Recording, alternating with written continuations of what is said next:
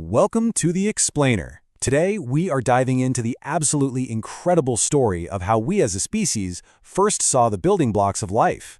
It's a quest that took centuries, and it changed everything.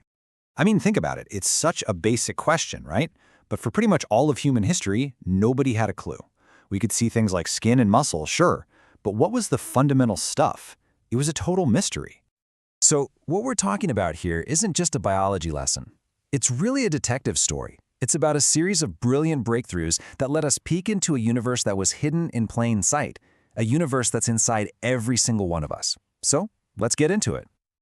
Okay, our story kicks off way back in the 17th century. And, the first big problem wasn't technological. It was, we didn't even know what to look for. We needed that first clue, that first little glimpse behind the curtain. And that first glimpse came from two guys, two absolute pioneers. First up, you've got Robert Hooke. In 1665, he takes a look at a sliver of cork with his microscope and sees this kind of honeycomb structure of tiny, empty boxes. They reminded him of the rooms monks lived in, so he called them cells. But here's the key. He was just seeing the dead walls. Then, a few years later, this other guy, Antonie van Leeuwenhoek, who made his own incredible microscopes, looks at a drop of pond water and is blown away. It's crawling with life, tiny living things he dubbed animalcules. So now we have two pieces of the puzzle, empty rooms and tiny living creatures, but nobody knew how they fit together. Not yet. Now you'd think after these discoveries, things would just take off, right? Well, they didn't. In fact, progress pretty much ground to a halt for more than 100 years. The new problem was that the images everyone was seeing were just awful. They were blurry, distorted messes. Seriously, for about 150 years, trying to do microscopy was like trying to study ghosts. The technology just wasn't there.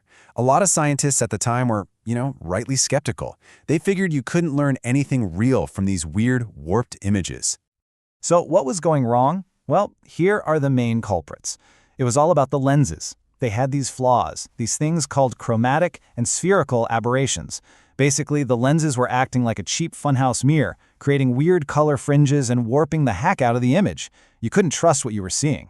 And then, finally, in 1830, a breakthrough. A guy named Joseph Jackson Lister figured out how to combine different kinds of glass to make something called an achromatic lens. And just like that, the distortions vanished. The funhouse mirror became a crystal clear window. When scientists could finally see clearly, everything changed.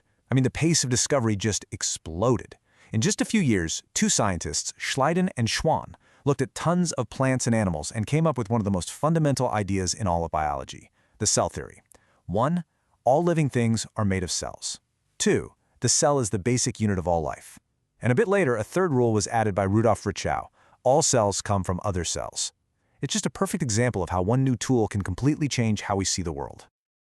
Okay, so we've established that life is built from cells. The next obvious question is, what's going on inside those cells? This led to the next huge roadblock, and this one wasn't about bad glass. This one was about the laws of physics itself.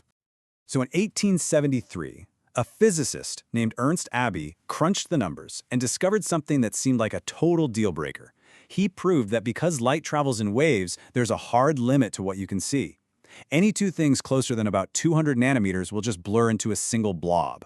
It was like a physical wall built by the universe. No matter how perfect your microscope was, you couldn't see past it. So how do you get around an unbreakable wall? Well, you don't. You find a different way. If you want to see smaller things, you need a smaller ruler. And that's exactly what Ernst Ruska did in 1931. The solution was to ditch light completely and use a beam of electrons instead. Electrons have a way shorter wavelength than light, which meant the resolution was suddenly 1,000 times better. It was like going from a fuzzy TV screen to 4K Ultra HD. And with this new power, a whole new universe opened up inside the cell. For the very first time, we could see the actual structure of a cell's membrane, the little power plants called mitochondria, these tiny little protein factories called ribosomes. We could even see viruses. It was absolutely world-changing. But there's always a but, right? This incredible new microscope had one massive drawback. To see something with it, you basically had to kill it, freeze it, slice it thinner than paper, and stick it in a vacuum. So yeah, you could see the blueprint of the cell in stunning detail, but you couldn't watch the city in action, and that was the next big challenge. Right, so the question became, how do we watch the machinery of a cell while it's still alive? How can we see proteins actually moving around, doing their jobs in a living, breathing thing? And the answer, and this is so cool, it didn't come from a physicist's lab. It came from a jellyfish, a glowing jellyfish, to be specific. Scientists found the gene for a protein that naturally glows bright green. It's called, simply enough, green fluorescent protein, or GFP. Now here's the stroke of genius. Scientists figured out that they could take that GFP gene and literally glue it onto the gene of any other protein they were interested in. The cell then does all the work, building the target protein with its own little glowing lantern attached. All of a sudden, you could light up specific parts of a living cell and watch them move in real time. This was a true revolution, and it absolutely deserved the Nobel Prize it won. But even with this amazing biological paint, scientists were still slamming face first into that same old wall from 1873, Abbe's 200 nanometer diffraction limit. We could make things glow, but we couldn't see them clearly if they were too close together. This was the final frontier. Think of it like this. Imagine you're trying to see individual people in a massive, dense crowd from a helicopter. You can't. All you see is one big, blurry blob of humanity. That was the problem. The real machinery of life, the individual proteins, are packed together so tightly that they just blurred into a single glowing smudge. So what's the solution? Well, it's one of the cleverest, most mind-bending tricks in all of science. And yep, it won another Nobel Prize. It's called super-resolution microscopy. And the core idea is simple but brilliant. If you can't see everyone in the crowd at once, just get them to turn their phone flashlights on and off one at a time. And that's pretty much how it works. Some techniques, like STED, use a special donut-shaped laser to turn off all the glowing molecules, except for a tiny pinpoint in the very center. Other methods, like Palm and Storm, use chemical tricks to make sure only a few random molecules are lit up in each picture. Either way, you're only seeing a few blinks at a time. You take thousands of these snapshots, and a computer can then pinpoint the exact location of each blink and build a final, super-sharp image. It's genius. And the results are just breathtaking. We went from seeing fuzzy, glowing blobs to these incredibly sharp molecular portraits. We can now literally watch how individual viruses assemble themselves or see the precise wiring of a synapse in the brain. It's the molecular dance of life happening right before our eyes. So when you just step back and look at the whole journey, it's just staggering, isn't it?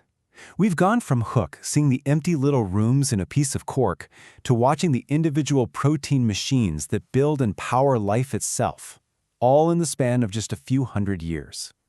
Every single time we manage to break through one of these barriers, blurry lenses, the physics of light, seeing living things, and finally the diffraction limit itself, a completely new world opened up with brand new questions. It really makes you wonder, now that we can see the atoms of life as they move, what's the next barrier? And what amazing things will we see when we finally break through it?